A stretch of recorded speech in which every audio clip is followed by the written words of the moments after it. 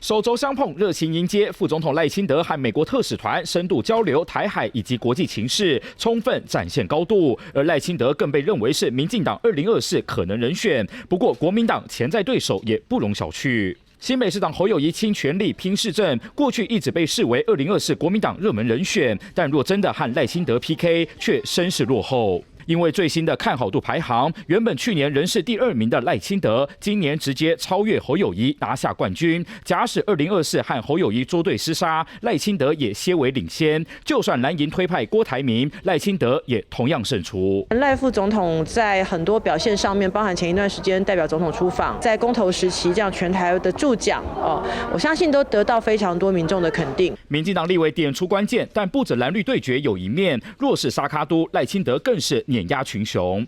无论是对上郭台铭、柯文哲，还是侯友宜跟柯文哲的沙卡都组合，赖清德通通遥遥领先，民调差距更达到约10%。而原本在蓝营中呼声高的侯友宜，现在似乎面临选票流失危机。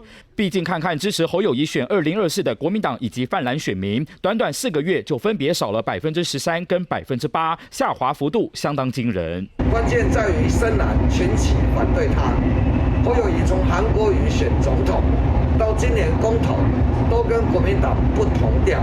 尽管距离2024还有一段时间，不过民调显示赖清德声势持续往上，相较于侯友宜受到蓝营内讧冲击，也让两人排名出现翻转情形。